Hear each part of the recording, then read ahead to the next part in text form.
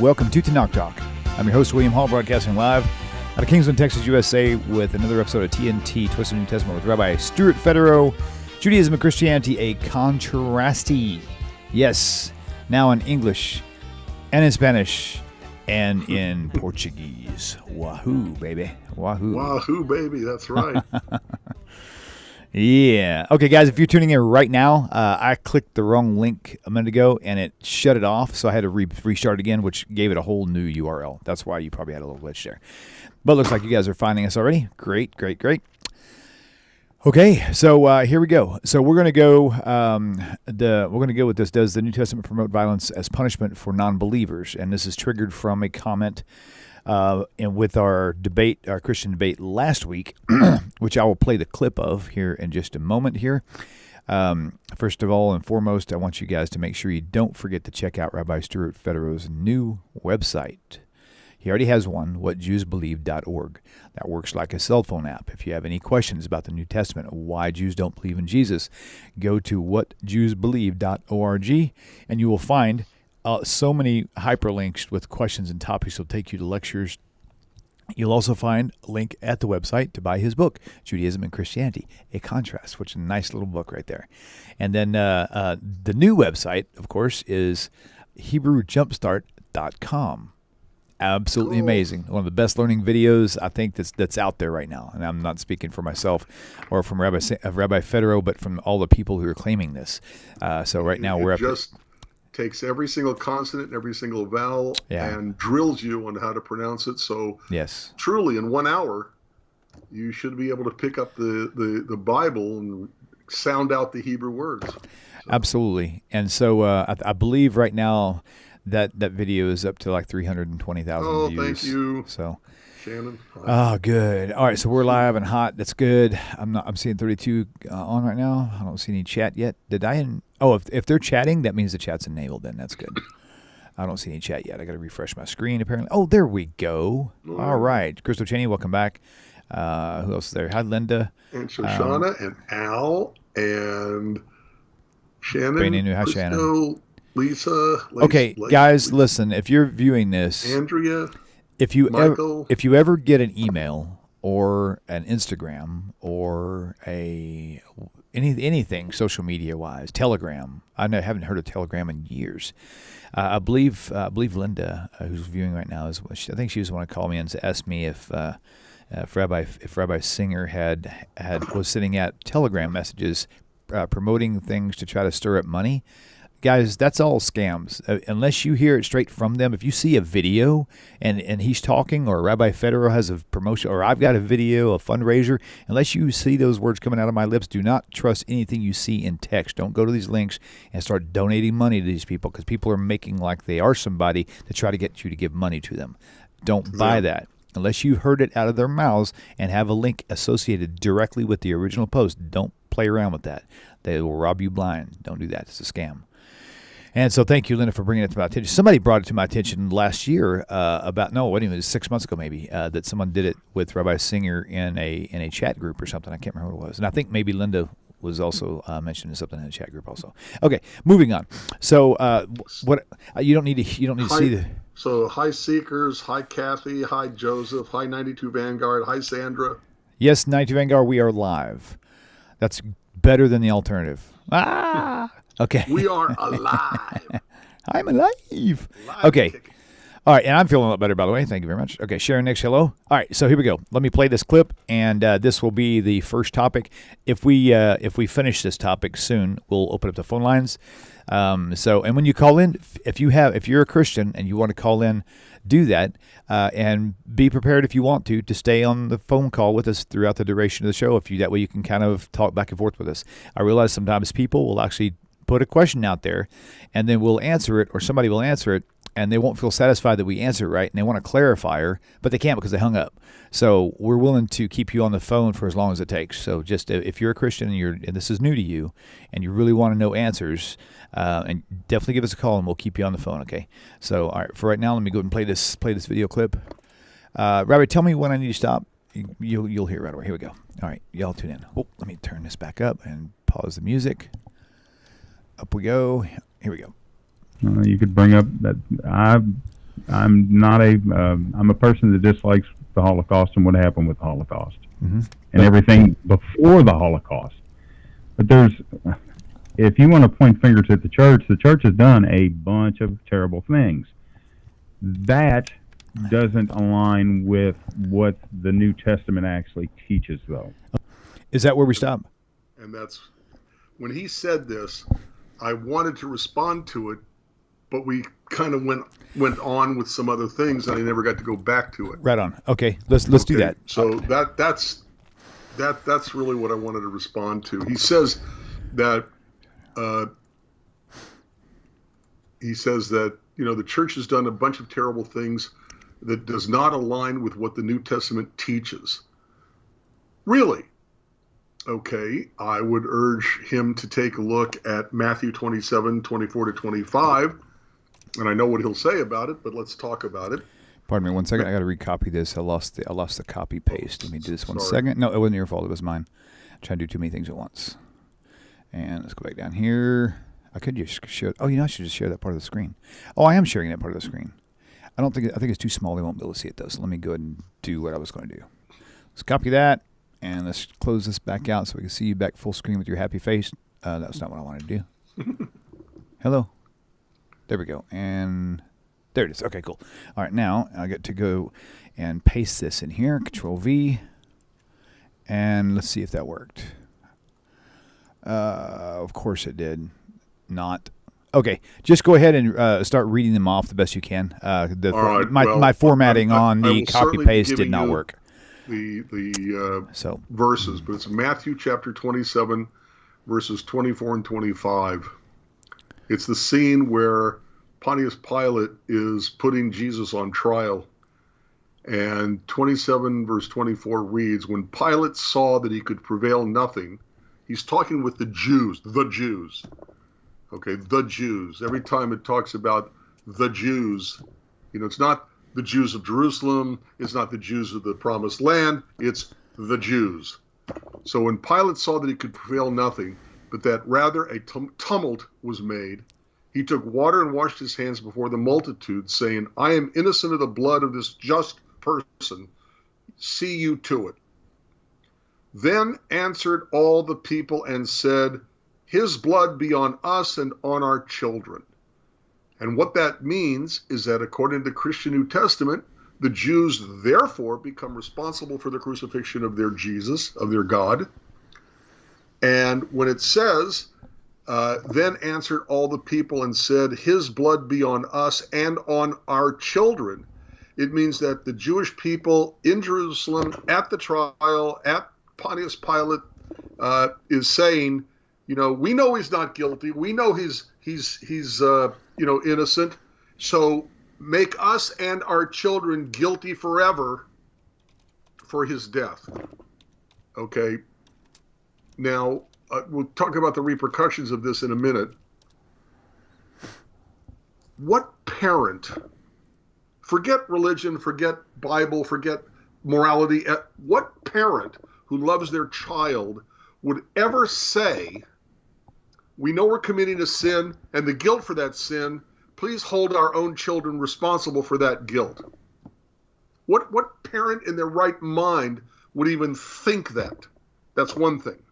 Second of all, Judaism, the Bible explicitly makes clear that future generations are not held culpable or responsible or holding the guilt for sins committed by previous generations. It's explicitly clear. It says that in the Bible. Okay? Clearly, Deuteronomy 24:16. The fathers shall not be put to death for the children, neither shall the children be put to death for the fathers. Every man shall be put to death for his own sin. That means that children don't inherit the guilt from sins committed by their fathers, their mothers, their ancestors. Fathers and mothers, ancestors don't inherit the guilt committed by future generations. And if it says every man is to be put to death for his own sin, parenthetically, although this is not our topic right now, it means no one else can die for your sin and Jesus can't die for your sin either. The point that I'm making is that when it says next generation cannot be held culpable for the guilt by sins committed by previous generations, not only would nobody in their right mind say such a thing, but it would be against the law to believe such a thing. It would be against the law. It wouldn't happen. You have the same thing referenced in Ezekiel 18 a few times in Ezekiel 18. We will read Ezekiel 18:20. The soul that sins, it shall die. The son shall not bear the sin of the father, neither shall the father bear the sin of the son. The righteousness of the righteous shall be upon him, and the wickedness of the wicked shall be upon him. Again, son doesn't hold the guilt for sins committed by the father, by previous generations. And so it's not that it wouldn't come into somebody's mind to have the kids feel, be guilty for the sins committed by the parents, by the ancestors, but it would be against Jewish law. Not going to happen. But the fact that the New Testament, Gospel of Matthew explicitly, 27, 24, and 25 explicitly, place the blame for Jesus' death on the Jews, and the Jews supposedly say that his blood be on us and on our children, means it's okay to blame future generations since the time of Jesus for the death of their God. My God, as you heard me say repeatedly, my God can't die, sorry about theirs. Okay? And you're going to tell me that as a direct result of this statement, deicide, that we Jews killed their God, that they have never done terrible things to the Jewish people, and doing terrible things doesn't align with what the New Testament actually teaches about how the Jews are held forever guilty for the death of their God? Next thing, Luke chapter 19, verse 27. Luke chapter 19, verse 27. Okay? And this explicitly goes to contradict what he said. Okay? The church has done a bunch of terrible things that don't align with what the New Testament actually teaches. I beg to disagree. Luke 19:27. It explicitly says, "But those mine enemies, which would not that I should reign over them, bring them hither and slay them before me." Now, Christians will say, oh, you don't understand. This is a parable. Yes, but the parable is about a king who is made king and has to go away to be crowned king and then comes back to reign. Christian, don't believe me, look up virtually any Christian commentator on what this is saying, and every single one will say this is Jesus giving a parable about himself. And they usually say this is a speaking of the second coming, that he goes away and comes back to reign. But if this is Jesus talking about Jesus and talking about the second coming, and it says, if they will not have me reign over them, bring them here and kill them in front of me, that gives Christianity, and has for 2,000 years, give or take, permission to kill the Jews because we're not going to have Jesus reign over us. And that is explicitly where the New Testament teaches that it's okay for the church to do terrible things to the Jewish people. And read what Christianity has said regarding the perfidious Jews. Read what they say about deicide, that we Jews now have always been, since the time of Jesus, responsible for his death. When I was 7 years old, always playing with this Mitzi, this neighborhood girl, okay, and one day I'm sitting there waiting for her to come. She comes, 7 years old. She comes up to me and she says to me that she just learned that I, Stuart Federow, killed her baby Jesus, and for which she would never speak to me again, and she never did. So please don't say that, well, it's the interpretation. if the New Testament says it, and it has been used by Christians to validate their mistreatment of the Jews, don't say that what they've done to us does not align with what the New Testament teaches. Christianity condemns the unbeliever. Start over. Christianity condemns the unbeliever to an eternity of torture in hell. And this sets up the unbelievers, of which the Jews are prime, to be persecuted because, hey, God condemns us already anyway. If God condemns us already anyway to eternity of torture in hell, then we're fair game. And do you know how when the Crusades made their way to the Holy Land and they went through a area with Jews in it, they actually said, this is in the writings of the Crusaders, why must we go all the way to the Holy Land when there are unbelievers right in our midst here? And then they would kill every man, woman, and child in the Jewish little town. They didn't have to go all the way to the promised land, the Holy Land, to kill unbelievers. They had them right there, so they killed us. And this has been example after example after example has been found in the history of the Christian treatment of the Jewish people, okay? And it's all based on these verses in the Christian New Testament. And I haven't covered them all, by the way, but they're there. So please, please, don't tell me that when Christians do terrible things, that what they do to the Jews don't align with what the New Testament actually teaches. We know better. We hear it all the time. I just found out that you personally killed the baby Jesus. I'm never going to be friends with you again. Mm-hmm. Okay, so, yeah. Do you have any other comment? Did we discuss, or did you mention, so I'm working with Chad as well, did you mention also the area where Jesus, now granted metaphor or not, it's still there, says, for those who will not bow, bring them before us and slay them before me. Did you mention that verse yet? Yeah, slay them before me? Yes, I did. Okay, I wasn't sure. So, okay, cool. Right. Good deal. Yeah. Okay, and I mean, I've heard so many times that God is a bloody God because of all the sacrifices. But Jesus in the New Testament is the one that demands a blood sacrifice for sin, not God. So you tell me who the bloody God really is. Is it Jesus or is it the Creator? Yeah. Okay, so guys, the phone line's open. No one has called in yet. 855-952-4253. If you have any questions. Not quite sure what I'm missing part of the conversation, but David Muller.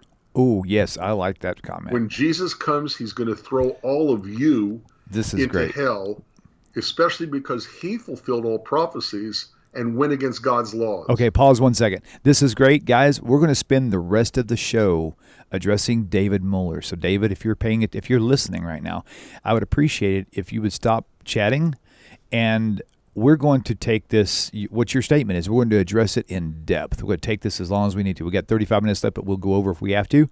So, David Muller, please stop typing and just pay attention because this is specifically for you. And so my moderators out there, if you see David Muller commenting, put him in timeout. And if you see him commenting again, put him in timeout. For it's 5-minute blocks for timeout.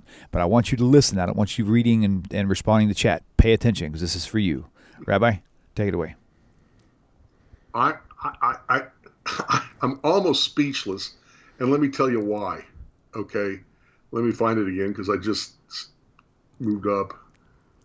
Wait a minute. Oh, great. Now I can't find it. I'll find it. It's actually at 7:23 p.m. 7:23, red circle with a D in it. No, I know that, but I don't have a timestamp all of a sudden. Don't worry about it. Just scroll up and look for the red circle D. There's only like 1 or 2 in there. There we go. Okay. What time was it? 7:23. 7:20. Okay. 7:23. Yes. When Jesus comes, he's going to throw all of you in. I just lost it. Okay. 22. I'm going to paste it here. Here, now look at my comment. Very bottom comment. Just read mine. I'm just quoting what he said. When Jesus comes, he's going to throw all of you into hell. Okay. Especially because he fulfilled all prophecies and went against God's laws. So what you're saying is that it's good and okay and right to go against God's laws? And when you say that Jesus is going to throw all of you into hell, are you talking about Christians? No. Because he fulfilled a prophecy and went against God's laws? Very strange comment. Okay, now wait a minute. You may be honest. This may not be. Hold on. Let me reread that again. When Jesus comes, he's definitely a Christian because he believes Jesus is coming back. So, so I don't know. Right, but I'm not. Okay, when Jesus comes, very weird, but okay. Let's dissect this together. So when Jesus comes, he's going to throw all of you into hell, especially because he fulfilled all the prophecies.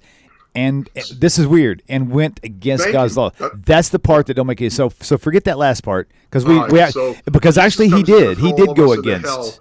That's the point. He did go against God's laws on numerous things. That's the point of that's exactly what I was saying. Right. That Christians believe based on the New Testament, and therefore we become fair game, and therefore what John last week said was, there's what bad things that Christians do to the Jews is not part of the New Testament. Thank you. He just proved it. Right. He just showed that what we were God's saying laws. Was correct. Right. Okay, so let's do one piece at a time. When Jesus comes back, he's going to throw non-believers into hell. Let's stick with that one point for a second. Don't even read past that yet. Just comment. What is the Judaism view on hell, and what does it take to get there? How do you repent for sin? Do you have to have a blood sacrifice? Let's talk about that pretty thoroughly here for a second. The way you state the question is not fair. is funny because it's so clearly a Christian way to understand everything. Totally. All right. First of all, Judaism rejects the idea of hell. We don't believe in hell. What do I mean by that? Words have very specific meaning. You go up to 20 people on the street and you say, how do you define hell? What would they say? They would say, hell is a place that the soul goes in the afterlife to be eternally tortured for the sins that they committed for which they're not forgiven. Judaism believes in an afterlife. We believe there's a punishment in the next life for the unrepented sins committed in this life. The punishment fits the sin, but we don't believe that punishment is eternal. I'll get back to that in a minute. We don't believe, for the incredibly vast, hugely major majority of people, it's not eternal.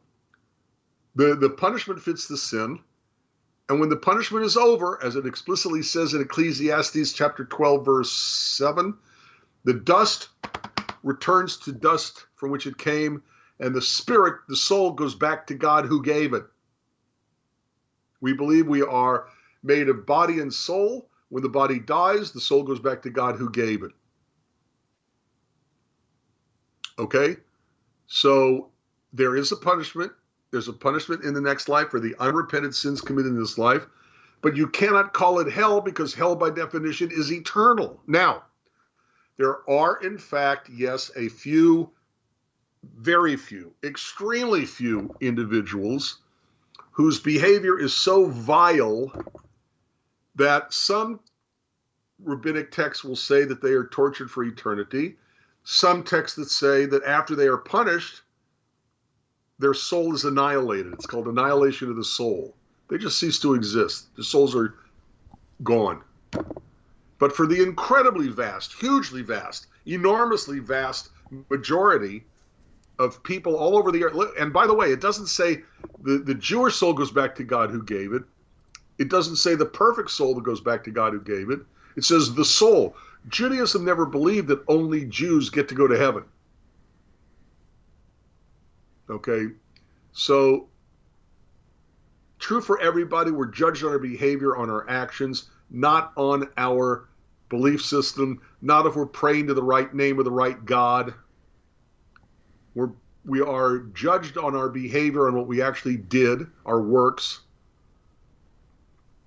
And the punishment fits the sin. But when the punishment is over, the soul goes back to God who gave it. So the whole threat of hell to the Jewish ear, the Jewish mind is, I'm going to let Martians come and take you into space. I mean, it's nonsense. But never say that Jews don't believe in the punishment in the next life for the unrepented sins in this life. We do. Nope. We just don't believe it's eternal, which precludes the idea of hell. Okay, second half, especially because he fulfilled all prophecies. What prophecies? Did he fulfill any prophecies? No. Not even a single one? No. Not even a single one, guys. Oh, no. Being Jewish is not a fulfillment of prophecy. It's a qualification. Right, okay. But here's the prophecy. He's going to be a man. Come on. That's a qualification, yeah. Right. You want to reduce it to the level of what's it called? There's a word for that. Silliness. That's not the word. Yeah. Then go ahead. But that's not.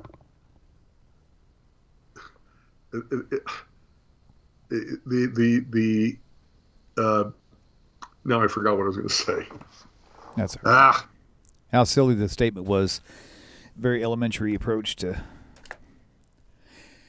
Okay, so he didn't fulfill any prophecies at all. Not a single. Not a single prophecy at all. Not a single prophecy. Nation shall not lift up sword against nation, neither shall they learn war anymore. Second coming.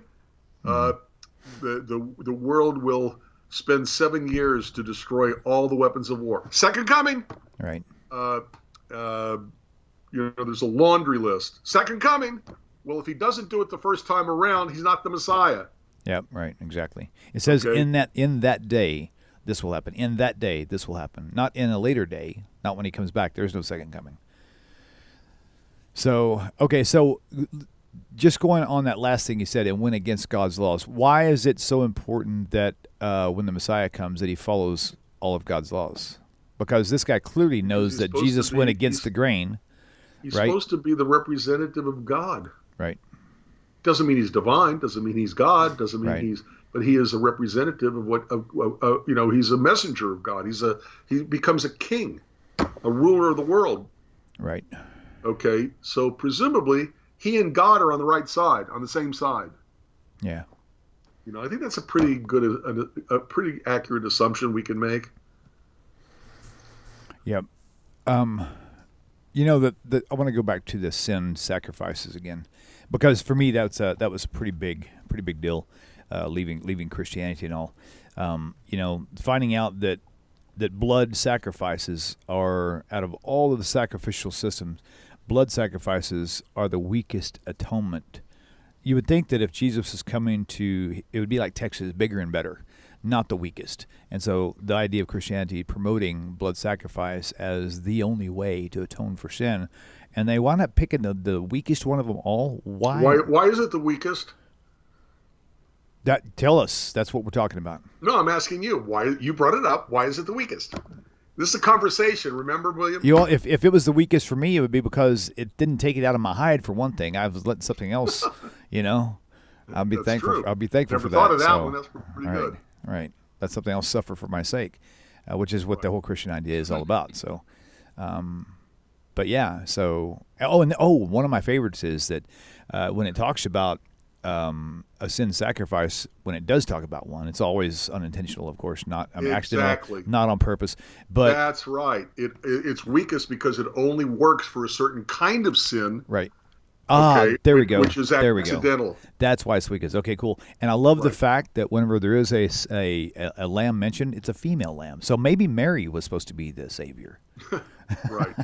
Sorry, right. being a little it fickle. Explicitly says that if you're going to have a lamb for sin, it must be a female without blemish. Right. And what exactly did they do to Jesus before he was crucified?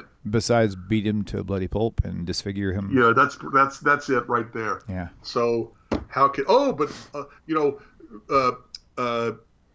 unblemished means he doesn't sin. Wait a minute. If it says unblemished about sheep, yes. How does a sheep sin? No, blemish is a skin, problem like you would get from being beaten. Right. Okay, so since you asked. Okay. Come on. I hate to ask you something else while you're doing something else I already asked, but it might not be a bad idea to mention this, is it 5 or 7 different types of sacrifices or offerings, and to kind of just now you put me on the spot. Yeah, okay. no. Just to briefly go over what they're for, so that Christians can see that, why is there Really going to be put me on the sin? spot. Why are sin sacrifices going to be there? I don't have the. Why does Ezekiel, I think it's Ezekiel, say that in the Messianic era there will be sacrifices, blood sacrifices? Absolutely. So that's what I want to talk about now. Go for it. All right. So there is the asham, which is a guilt offering. If you think you've done something wrong but you're not sure, then you give this. But if you find out you actually did do a sin, then you actually give a sin sacrifice. But an asham, I can't give someone else. Start over. I cannot give an asham sacrifice for someone else who sinned. They can only do it for themselves. Okay? That they themselves think that they themselves might have committed a certain sin, so to cover it, they offer a sacrifice, and a sham sacrifice. If they later find out they actually did do it, then they have to give a sin sacrifice. Okay? There's a Thanksgiving sacrifice, which is, like to give thanks, show their appreciation to God. Let's see. There's okay. You're gonna have to help. I can't repeat that statement again. There's the asham. Okay. There's the sin. There's the Thanksgiving sacrifice. Elevation sacrifice. I'm not going to be able to do. That's all okay. 7, I'm going to look sorry. it up because I forgot what they are too. Yeah. See. All right, but what is the job of the Messiah for which he was anointed? Remember, Messiah means anointed person. Anointed means God picks you to do something specific. So if you anoint a king, he's anointed, he's picked to be king. Korbanot. Okay. Korbanot's well, the Korban is whole burnt offering, also called a Olah offering, I think. No, Allah is raising it up. Right, let me see. Yeah. All right. Okay, but what is the job of the Messiah for which he was anointed? This is what the real Messiah is supposed to do when the real Messiah comes. First, remember, he's supposed to be preceded by Elijah. Okay. Matthew 11:13, Jesus says that was really John the Baptist, but John chapter 1 verse Denied 21, it. John the Baptist is asked, "Are you Elijah?" And he said, "I am not." I think that is just crazy hilarious. Yeah, I didn't used to. I used to think, oh, it must be a mistake. But now I'm like, knowing what I know now, no, that's a huge, huge boo-boo. Very huge. Wow. Right. Jesus didn't know. That's so weird. I thought he knew everything. If he was God, he would have. Yeah. So King David's dynasty is reestablished. Why does the Messiah have to be a descendant of David? Because he's reestablishing David's dynasty by his own children. Daniel 7:13-14. I saw in the night visions, behold, one like the Son of Man came with the cloud of heaven, came to the Ancient of Days, and they brought him near before him, and there was given to him dominion and glory and a kingdom that all people, nations, and languages should serve him. His dominion is an everlasting dominion which shall not pass away, his kingdom that which shall not be destroyed. So the Messiah is supposed to have children to keep the dynasty of King David going when the Messiah himself gets old and dies. Okay, the real Messiah brings an eternal peace between all nations, between all peoples, and between all people. Isaiah 2, it shall come to pass in the last days that the mount of the Eternal's house shall be established at the top of the mountains, shall be exalted above the hills, and all nations shall flow to it. Many people shall go and say, come ye, let us go up to the mountain of the Eternal, to the house of the God of Jacob, that he will teach us of his ways, and we will walk in his paths. For out of Zion shall go forth the law and the word of the Eternal from Jerusalem, and he shall judge among the nations, and shall rebuke many people, and they shall beat their swords into plowshares, and their spears into pruning hooks. Nation shall not lift up sword against nation, neither shall they learn war any more. Micah 4 says the same thing, but in the last verse, verse 4, but they shall sit every man under his vine and under his fig tree, and none shall make them afraid. Since the time of Jesus, nothing but war. Ezekiel 39:9, they that dwell in the cities of Israel shall go forth, shall set on fire and burn the weapons, both the shields and the bucklers, the bows and the arrows, and the handstaves and the spears, and they shall burn them with fire 7 years. End of war. They destroy all weapons of war. Matthew said what? Chapter 10, verse 34. Do not think I have come to bring peace. I came not to bring peace, but a sword, and to set every man against his father, daughter against mother, daughter-in-law against her mother-in-law, and a man's enemies would be those of his own household. Nice guy. All Gentiles will come to Judaism, or at least they will come to monotheism. Jeremiah chapter 31, 27 to 34. Okay. Let's see. In those days they shall no more say, the fathers have eaten sour grape, and the children's teeth are set on edge, but everyone shall die for his own sin. Every man that eats sour grapes, his teeth shall be set on edge. Means that when the real Messiah comes, this silly idea that somebody else can die for your sin will no longer be believed anymore. And Jeremiah 31, 33, let's say, they shall teach no more every man his neighbor and every man his brother, saying, know the Eternal, for they shall all know me. From the least of them to the greatest of them, saith the Eternal, for I will forgive their sin and will remember their sin no more. That means when the real Messiah comes, nobody will have to be missionizing people to know God, because everybody on earth will already know God. Which means that when Christians missionize, they are proving that it hasn't happened yet. Okay. Zechariah 8:23. In those days it shall come to pass that 10 men shall take hold of all language of the nations, take hold of the skirt of him that is a Jew, saying, we will go with you, for we've heard that God is with you. Okay.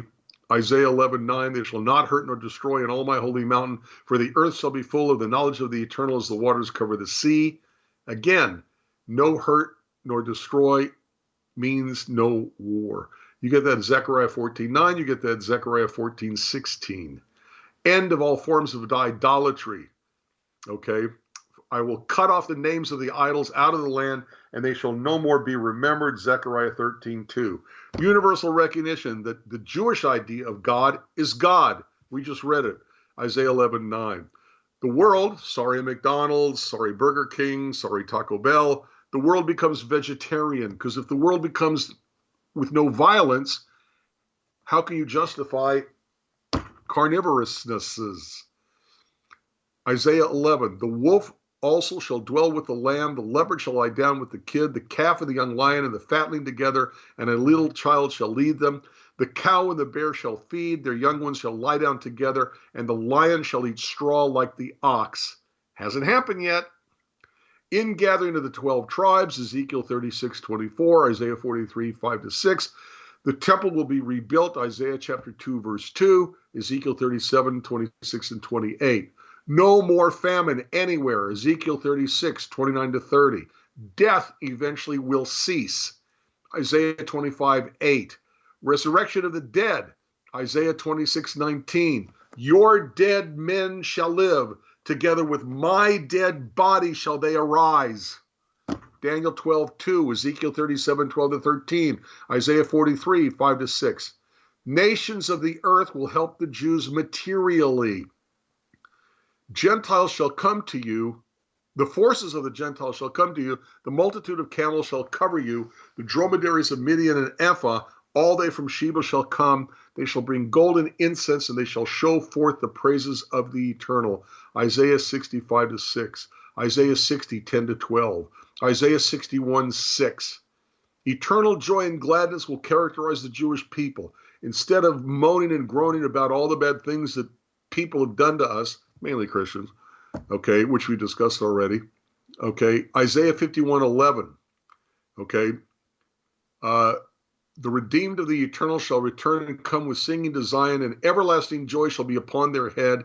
They shall obtain gladness and joy, and sorrow and mourning shall flee away. The Jews will be sought after for spiritual guidance. Zechariah 8:23, we read that already. All weapons of war shall be destroyed. We read that already. The Egyptian river runs dry. Isaiah 11:15. Trees start yielding their fruit monthly in the land of Israel. Ezekiel 47:12. Each tribe of Israel receives its inheritance. Ezekiel 47:13-14. And finally, fulfilling the prophecy of Isaiah 53, the nations of the earth will recognize that they have been wrong, that the Jews have been right, that the sins of the Gentile nations, the persecutions and murder of Jews, which they committed, has been borne by the Jewish people all along. Quick listing of the Right. what will really happen when the real Messiah comes. Okay, great. Okay, we do have a caller. Caller, you're live on the air. Please tell us your name, where you're calling from. Hi, it's Judy. How are you? Judy, welcome back. What's the question for Rabbi? Okay, I have a comment and a question. Well, of course, you realize Christians teach that all this will happen when Jesus returns. Right. So you've Second heard that, coming. right? Second coming, right? And so, isn't it possible that that you might concede? I know you won't concede this, but isn't it possible that Jews will see what we see when he returns, that you're not seeing it now? Because we Christians believe all those scriptures that you just recited, a different take on a couple of them. But overall, this will happen when he returns. And Okay, actually, Judy, just hold on. but the question is also, one question. Wait, Judy, You Judy, believe it is Judy. Stay on the phone with us, okay? Don't hang up. Okay. Let him address what you just said while you're on the phone, Okay. and then Sure. that way y'all can kind of talk back and forth a little bit if you need to. I'll need y'all to Yeah. obviously not Okay. step on each other, but I want you guys to be able to engage Yeah. together, No and then problem. once this is explored, then we'll let you go ahead and present the question, and you can stay on for that also. Okay, I'll hang in. Okay. All right, Rabbi, go ahead and make your comment based on her first statement, please. As Mark Powers, who used to be the director of Jews for Judaism many years ago, Baltimore, Harrisburg, Pennsylvania, Baltimore, Maryland, as he used to say, my father is the Messiah. Why don't you believe my father is the Messiah? Because he didn't do anything that you think that the Messiah is supposed to do. Well, he'll come back and do it. He died, he went to heaven, he'll come back, and he'll eventually be the Messiah. You'll see. Is that going to be enough to make you start believing that my father is the Messiah? No. Hey, Judy, Rabbi, give me. Okay, I turn it on. That was my fault. I forgot I had Rabbi turned down in your ear. It would be better if you listen on the phone rather than your computer because it feeds back. I just turned him. That's cool. I just turned him up in your phone, so you should be able to hear him talk now. Okay. Okay. Okay. Go ahead, Rabbi. As I said, I don't know what you heard or didn't hear, but I could say my father is the Messiah. And you're going to say, but he hasn't done what the Messiah is supposed to do. No matter how you want to define the Messiah, my father hasn't done it. And I could say, well, when he comes back, he'll do it. We have no reason to believe in Jesus until all the things the real Messiah is supposed to do gets done. Remember, the Messiah is a Jewish concept about a Jewish man who comes to the Jewish people, and through coming to the Jewish people, comes to the rest of the world. He fulfills certain scriptures according to the Jewish scripture written in the Hebrew language, the language of the Jews. It's our word. The concept Messiah is our concept. Nobody has the right to come along and tell us we have the wrong idea if we're the ones who invented it. And what to look for, yeah. Okay, unless you want me to say that you're not looking at a screen right now, or you're not talking on a telephone, you're talking on a banana. Well, you just have the wrong definition of banana. Banana really means the thing that you put up your ear and you talk on. Yeah, but you've made up your mind. Can you hear me? Yeah. The reason I've made up my mind is because I believe in God's scriptures, where God says, every man shall be put to death for his own sin. Jesus cannot die for your sin. Where it says, if God were a man, Numbers 23:19, if God were a man, he'd be a liar. So if you want to say God was a man, then while he was a man, he was a liar. All right, may I comment on that? Okay. Sure, go ahead. Because that's a misconception. We don't believe God is a man. We believe God is Almighty God. And so that we agree. We have to agree with that. Okay? So you don't believe Jesus? He came as a man for 33 years, right? He came what? Let's put that aside because Judy, I did not hear that last statement. You said he came as what? I couldn't hear. He was a man for 33 years. I shouldn't even say it that way. God was always God, Almighty God. Okay, he's not a man. We agree. God is not a man. But But you just said... Who died on the cross? Hold on, Rabbi. But you literally just said he was a man for 33 years. You just said that. I said it wrong. I'm sorry. No. He was not. He didn't turn into a man. Just like, okay, you were born in the end of the world, right? But you believe that, though, No. because that was in your heart to say that. It was in your linguistic to say that. No, it's just because I'm sleep deprived. That's all. So, okay, let me clarify, because this is Christianity 101. No Christian believes God left heaven and became Jesus, and while he was Jesus, there was no God in heaven. Jesus prayed to God. You don't right? get out much, because I've been to several churches that believe that very thing. Okay, but the scriptures say Jesus prayed, right? Jesus prayed to the Father. Okay? So that's one thing. All right?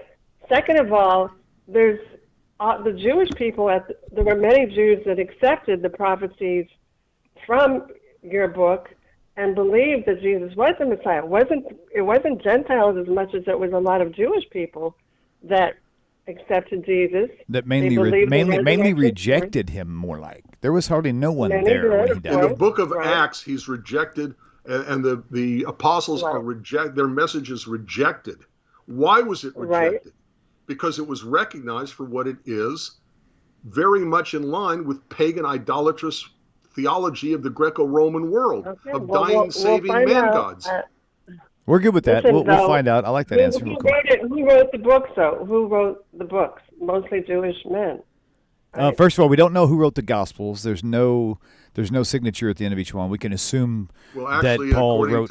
According to Luke at the beginning and John at the end, it specifically says that they weren't witnesses. They were quoting somebody else. So, well, I don't want to misquote Tovia Singer, but doesn't he say that he's a scholar about this? I've heard him say that many of the original believers were Jewish. But when they became believers, if they started believing in Zeus, then they're losing their Jewishness. And by the way, after many years, like about, I'll have to look it up, let's say about 100 years, the Jewish followers of Jesus were gone, were dead. The original Jewish followers were labeled a heresy by the earliest church. They were called Ebionites. They were labeled a heresy and kicked out of the Christian church. Right. Okay, but this is my one but. And it's a question. I really have a curious question about the Messiah you're waiting for. First of all, I have certainty. I mean, I've heard enough that I believe there's enough prophecy. There's so much in Christianity that I don't think you've encountered that, but I'll never convince you, but I'm not calling to convince anybody. I'm just putting my 2 cents in. Your Messiah, when he comes, is it going to be like just for like a generation, or is it going to be forever? What is the teaching, the Jewish teaching on the Messiah that you're anticipating? Is it an eternal thing, or is it going to be just for 1 or 2 generations? Okay, I would like to just chime in before you take that over, because it seems like you're shoving or like sweeping everything else we said under the rug and trying to move on. You really can't. So when the Messiah does come, regardless of how long it's going to be, he will fulfill all the prophecies, which Jesus fulfilled none, not a single one. So you can't say I came back. And somebody else mentioned in chat something that you and I had mentioned before, Rabbi, on a couple of the shows back. Wouldn't if Jesus did happen to show up, wouldn't this make his third coming, right? I mean, he was here, he died, he supposedly resurrected and came out of the tomb and reappeared. That would be the second coming. And so I know it sounds silly, but everything about Jesus is wrong. And so what I'm finding is the people that I talked to, even the guy last week, we addressed every one of his questions very carefully and really laid them out pretty good. And by the end of the show, he messaged me, and he was actually he was really quiet. And then all of a sudden, about 2 or 3 days later, he starts coming back with this flood of new emails with these questions. I'm like, it doesn't. Once a person is disqualified, they can't be requalified again. So if Jesus is disqualified in any area on one thing, and there's 75 things to counter, and he got 76 right, if he misses one of them, he fails completely on all 76 items. That's just the way it works. So if he failed on one, and he failed on two, and he failed on 75 of them, why are you trying to find one similarity that you can cling to, hoping he's still going to be the Messiah? He can't be the Messiah. It's been proven over and over again that he totally is invalidated, completely 100%. So that's the whole point. So it doesn't matter how long he's going to be here. What matters is he going to be doing the things that prophecy says he's supposed to do, having the third temple rebuilt, and no more rumors of war and all this other stuff. All these things will happen in that day. Jesus was here in his day, and none of that stuff happened in his day. Jeremiah clearly states in that day, not in another day, not in a second time coming, but in that day, all these things will happen. So timing on how long he's going to be here is kind of like a secondary, coffee shop conversation. It really doesn't pertain to the show. Hello? We're here.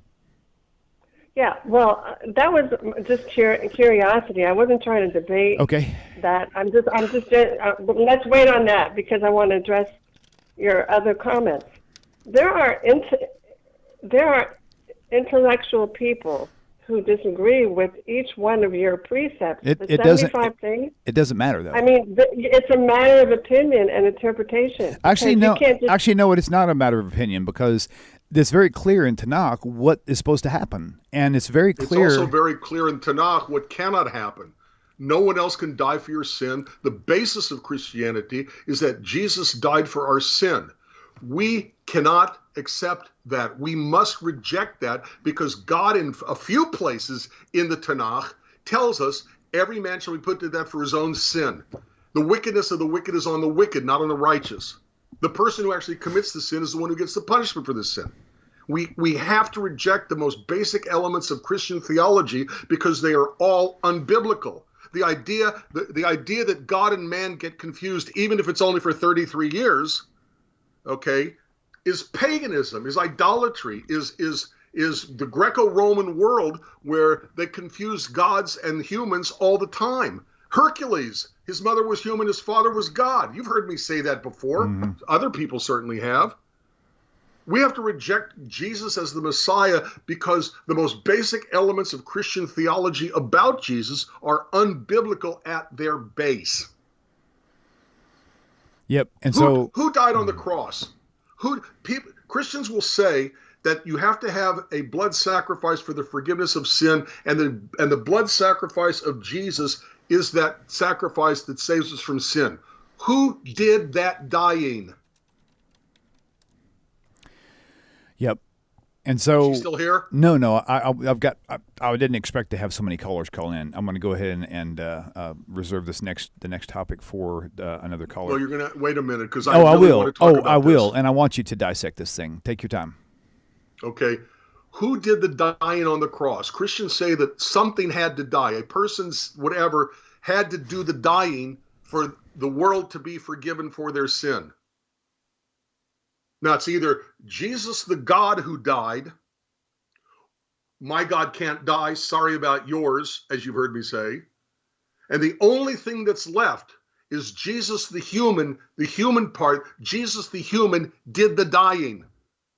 Therefore, the basis of Christian theology is called human sacrifice, which God explicitly calls an abomination, something he hates, and something so horrible it wouldn't even come into God's mind to demand from us. So, from the outset, the most basic elements and foundation of Christian belief and Christian theology is unbiblical, leaves us no choice but to follow the words of God and reject Christianity and reject Jesus as the Messiah. And if you want to say, well, he's going to come back at a second coming and do all the things that he should have done the first time around, and would you accept him if he did the things he should have done the first time around? We will accept him, but only because he did what the real Messiah is supposed to do, not because he died for our sin, not because he was God incarnate, even if it's only for 33 years. We're not going to be accepting the basic elements of Christian theology because the basic elements of Christian theology are unbiblical. Old book wasn't that great, but it's still I like the title. You could take Jesus, I'll take God. Yep. And so it's not about our opinion and about how we perceive it, because there are things in there that are just flat out black and white. that are not Every open. man shall be put to death for his own That's sin. straight up. The wickedness of the wicked shall be on the wicked, not on the righteous. And that comes from your later prophets too. If you would think that there would be a nice spot for them to put in something about a Messiah coming, so you don't do that anymore. But none of them. There was no warning at all of a potential Jesus figure coming. None whatsoever. And so, so you said it was. But we perceive it that way. It's not about a perception. It's about what it actually says. I mean, yeah, and it's not. Yeah. It's not that how we perceive it that counts. Is what does the Bible actually say? Yeah, right. Ish bechet o yumatu. Every man should be put to death for his own sin. So if you were, it's clear, it's concise. You don't have to have spin. You don't have to interpret it. Okay, the simple, obvious pashat, no spin, literal meaning is Christianity must be rejected. So if you are reading it off the page and you're reading it a translation that's good from the Hebrew into a Jewish audience, you read that, and if you perceive it differently than what it actually says, then you're the one who is perceiving it instead of receiving it. You're trying to change the way it is to fit your Jesus in it. We're taking it for what it says, and we're sticking with that because that's what the contract is for. A contract is so that you can follow it and stick to it. You're changing the contract so you can do something else with it. That doesn't work. That doesn't work. Okay, caller, you are live on the air. Thanks for being patient with us. What is your name and where are you calling from? Hello? Hi, you are live on the air. Hello? Oh, okay, great. Hi, I'm Julia. Welcome, Julia. I am thank you. I'm talking, have a question about the generational curses that was in the beginning of the program, talking about you can't die for somebody else's sins and the generations after you. Can't suffer for somebody's... Not suffer, but die. So, yeah. The death of... Okay, right. yes, I'm sorry. It says that their death was not going to take away the guilt for previous generations. It doesn't say that people won't die as a result of our sin. Okay, if I put a bomb somewhere, that's a sin and people will die from it. The issue isn't people won't die as a result of our sinning. The issue is, does their death take away our guilt for sins we've committed? The answer is it can't. Right. How do we look at Exodus 34:7 about the generational curses? Was that anything to do with that type of issue at all? Exodus 34 what? 34:6, I believe it was. 7.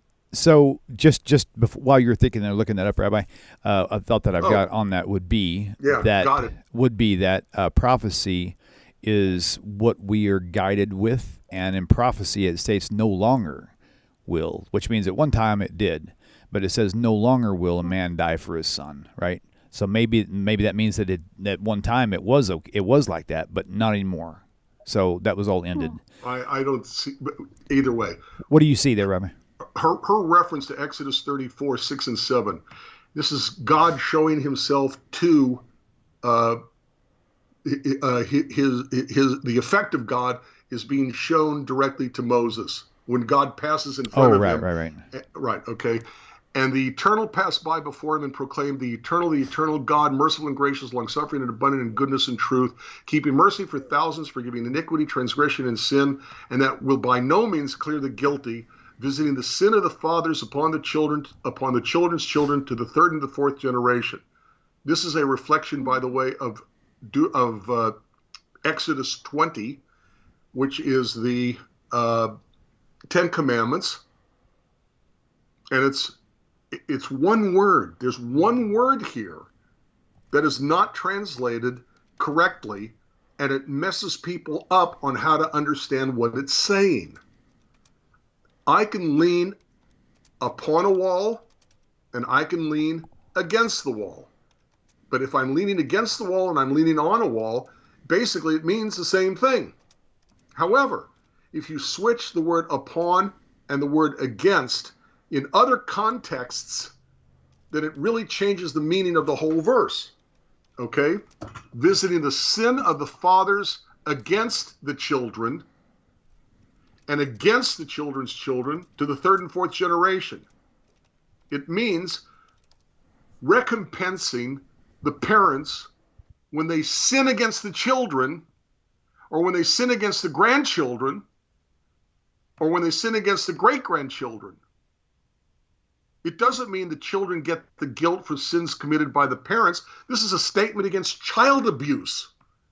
Visiting the sins committed by the fathers against the children and against the children's children, its grandchildren, to the third and the fourth generation. Fourth generation is great-grandchildren. You're the first, children are second, grandkids are the third, great-grandchildren are the fourth generation. And the way the world has been set up is, please God, and thank God, I've gotten to know my children and my grandchildren. My grandchildren are young. I doubt that I'm going to see my great-grandchildren. But if I did, I could mistreat them and abuse them, and for which I am not going to be let go. I'm going to be held guilty for it. And that's the real meaning of Exodus 34:7, and that's the real meaning of Exodus 20 when it's referring to the third commandment. And by the way, it says to the third and the fourth generation of those that hate me. The people who continue to hate God like their ancestors did aren't being punished because their ancestors hated God. They're being punished because they themselves hated God. But if you take a look at the Hebrew, okay, visiting al habanim, upon, but also against, visiting the sin of the fathers against the children, the sin committed by the fathers against its child abuse is what it's talking about. Same thing with the Ten Commandments. And by the way, in the Ten Commandments, why is the statement about visiting the sins committed by the parents against their own children or grandchildren or great-grandchildren, why is that in the paragraph against idolatry? Because a child's first understanding of God is based on how they relate to their parents. And if their parents mistreat the child, they're going to have a distorted view of God. It creates an idolatry situation because they now have a warped image of God, and any image of God becomes an inherent idolatry, act of idolatry. That's why it's in the paragraph on graven images and graven images and no other God before me. When I say the third, I meant the second.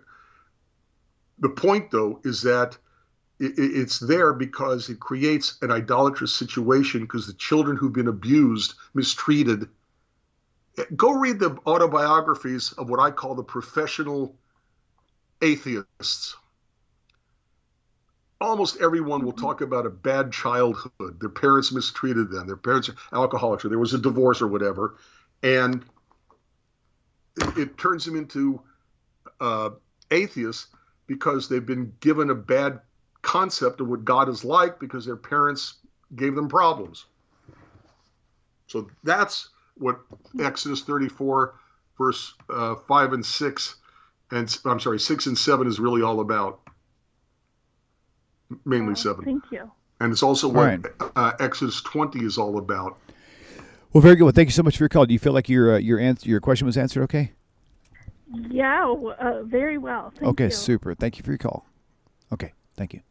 All right, guys, we had a nice full hour just now. If you guys have another question and you want to call in, go for it. Otherwise, we'll just kind of wind this down a little bit. A lot of great chat in there. Thank you, everybody, for cooperating and not being tacky. Everybody's playing nice, which is good. Thank you for the moderators up there also. Christo and Andrea and whoever else is out there. Larry Beck, thank you guys. So that's pretty much a wrap. It was really good. This is definitely a very meaty, very, very meaty show for sure. Good information in here. I may see if I could go back in and break this down with some time markers so we can kind of separate the questions and such. So, so if you guys want to keep in mind for callers, if you're a Christian, you would like to have a discussion with us here on the channel or just the Rabbi by yourself, whatever, on your New Testament thoughts, feel free to call in. Each like every week we'll do it, and we'll keep you on the phone as long as you want to stay on the phone with us, as long as everybody's not walking over each other. And so we'll go with that. So Rabbi, thank you for your time. Had a good time myself. Always, my pleasure. I enjoyed being in your personal space, which is really cool. Hopefully one day in a studio again soon. That'd be nice. And hey, I'm retired now. It might happen sooner than you think. I got to pull this up again. Guys, Hebrew Jumpstart. Rabbi, why don't you type in HebrewJumpstart.com in the chat box while I pull up the website? Wait. Let's see. Hit the little arrow. Takes me. Oh, I don't have that. Okay. It is Hebrew Jumpstart .com. Yep. I got it on your screen right now. Actually, I've got it a little too large. Okay, that's the back it up learn how to read Hebrew in 3 hours. I'm sorry, learn how to read Hebrew in 1 hour. Yes. Class. This and then there's also.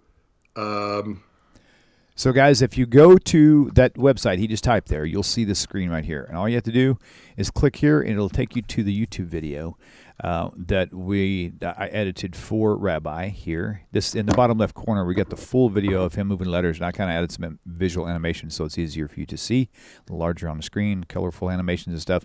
But this is the video. If you haven't seen it yet, go to it. This is one of those things you just want to practice over and over again until it becomes muscle memory. That's kind of how the best way that's going to work. And also.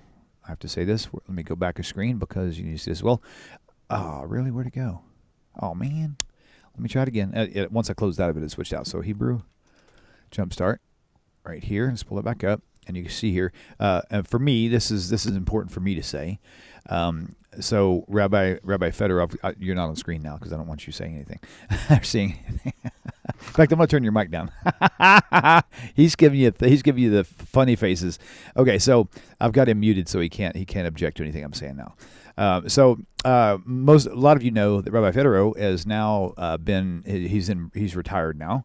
The only unfortunate thing is he's happy about it, but the only unfortunate thing about it is that he doesn't have a retirement that went with it. He just simply no longer has to go back to work. But so with that said, on this website you will see a very, very special location on here. If you really appreciate all the stuff that he's been doing for you guys and for the show and for y'all, there's a donate button right there. Click on that donate button and send him anything you can, anything small, big, whatever. It doesn't matter. Everything adds up. And this is going to help him and his wife move on a little further without having so much stress. And and so we'll just kind of go with that. And I've got to put up, I'll unmute you now. And then I'm going to put up actually, I don't need to do it. You can put it up. Put up your 3 books. You got to have them right there, don't you? Oh, yeah. Okay, good. So English, Spanish, and Portuguese, baby. Judaism and Christianity, a contrast. One of the greatest little sticks of dynamite I've seen in a long time. Can you see it? Yep, very, very clearly. Yep. I don't...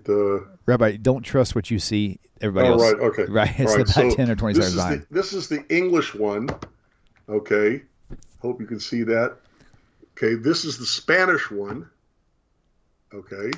And? That's the Spanish one. Dun, dun, dun, brand new is the Portuguese. Yay. And what's the difference between Portuguese and Spanish? One is Brazil and Portugal, and the other one is... What's that? No. What's the difference between Spanish and different Portuguese? Languages. I know, but you like the whole thing. The book looks the same. It just has a Y instead of an E. For example, in English, it's Judaism and Christianity. How do you say "and"?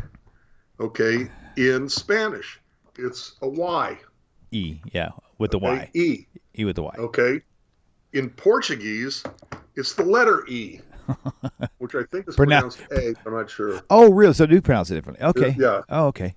So the Spanish works. has the Y as and the Portuguese has an E as the word and. Nice. So very cool. So there you go, guys. By the way, I still haven't looked, but the new revised version of the Spanish should be available through Amazon. You can tell because the old version of the Spanish has only one name, Hectron's name. Okay. Okay. He's still on the new one, but now underneath that are the people who revised the Spanish. Wow, nice. Okay, nice. yeah. So. Okay, so cool, man. So Spanish. That video we were speaking of right now is actually now officially at 326,000 views, and that's thanks to you guys right there. That's the one. And that's what you look for. Just type in Hebrew Jumpstart, and it'll pull up as one of the top search results in YouTube. Good stuff right there. Good stuff. Okay, Rabbi, thank you for your time. I appreciate you all tuning in. My pleasure. Again, Thank you. Again, we really enjoyed the chat. I like seeing the communication in chat, and I really appreciate you guys playing fair and being nice. And so, with all that said, I kind of think I get too emotional. That's okay. I'll be your counterbalance. It's all good in the hood. Okay, y'all have a great night. We'll see you. We'll see you next week. It's Shem willing. Take care, everybody. Bye-bye. Hello, my dear friends. Hope this message finds you well. If you like the way this channel is going, and the channel has been a blessing to you, please consider supporting the channel by going to the website, TaNachTalk.com. TaNachTalk.com. Thank you once again for your time and for supporting TaNaCh Talk. Shalom.